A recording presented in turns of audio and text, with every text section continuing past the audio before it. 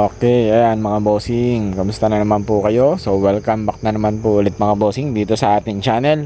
So for today's video natin mga bossing, meron tayo dito meron akong i-share sa inyo regarding tungkol dito sa issue ni Suzuki Smash. Okay, doon sa mga motor na medyo matatagal na, ayan, ito isa sana palagi ang nagiging issue ng inyong mga unit. So hindi ko na kayo ituturo sa inyo ng step by step. So direct tayo sa problema. Ayan. So kung ganito rin yung issue ng inyong unit, ayan, kahit isusi natin, wala siyang response doon sa ating dashboard at wala siyang ilaw or kahit anong busina. Ayan. So lahat hindi siya gumagana. Pero ang unit na to, okay ang kanyang battery, malakas ang kanyang battery at okay din ang kanyang fuse. Okay din ang kanyang susian. So ang unit na to mga bossing, ito ay kagagawa lang din 2 days ago dun sa ibang shop. So dito dinala ito ng ating customer dahil may nakapag-repair na dito daw dalhin ang kanyang unit. Okay. So ayan, shoutout kay sir at maraming salamat sa inyong tiwala at eto mga bossing, direct na tayo sa problema ng issue ng unit natin. Okay. So ang unit na to ay nangyari na daw sa kanya habang siya nananakbo. So bigla na lang nawala yung supply dun sa kanyang dashboard. Bigla na lang nawala lahat ng ilaw dito sa kanyang dashboard. Okay, so kung makikita nyo mga bossing, ayan, ito kasi yung wire na nirepair nung ating unang gumawa. So tinastas din yung kanyang wiring simula dun sa taas hanggang dun sa may leeg na parte ng ating wiring. So hindi niya tinalupan lahat at hanggang doon lang siya sa kung saan naputol yung unang wire.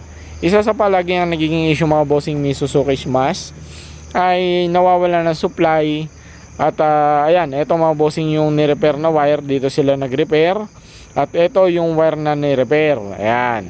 So kulay orange wire mga bossing yung kanilang ni-repair na wire. Ito. So ang mga ano lang dito, pinaltan lang din nila ng wiring. So speaker wire, possible na makailang linggo lang ito o buwan lang ay magiging issue na rin na ulit ito ng ating customer.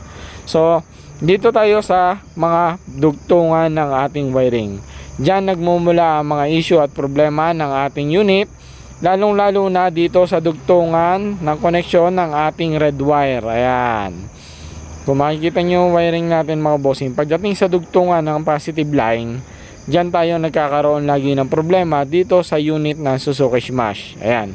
So kahit do sa mga unit na Rider J, yan, ng mga issue ay sa mga connection lagi ng positive wire na kung saan kapag nagkakaroon ng corrosion, nagagato yung parte ng dugtungan ng mga wire. Kung saan kapag tayo ay nagsususi ng unit, wala talagang papasok na kuryente. Kasi itong line na to na red wire, ito ay galing dun sa ating wire na galing sa fuse. So walang magsusupply talaga dun sa ating kabuuan ng ating dashboard. Ayan, walang magsusupply na kuryente papunta sa kabuuan ng ating unit dahil putol ang red wire. So yan yung isa sa pinaka issue ng unit natin na dinayari ko na nga kayo kasi alam ko ito lang, kung ganito rin yung mangyayari sa unit nyo, so possible ito yung mga dapat nyo i-check. Ayan.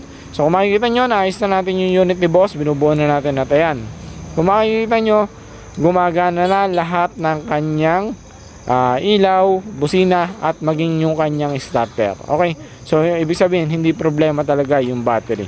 Okay, so yun lang mga bossing, maraming salamat sa inyong panonood. Sana ay meron naman po kayo na pulot na kalaman dito sa ating ginawang video. Ayan, so kung may mga tanong kayo, pwede kayong mag-comment dito sa ating comment section.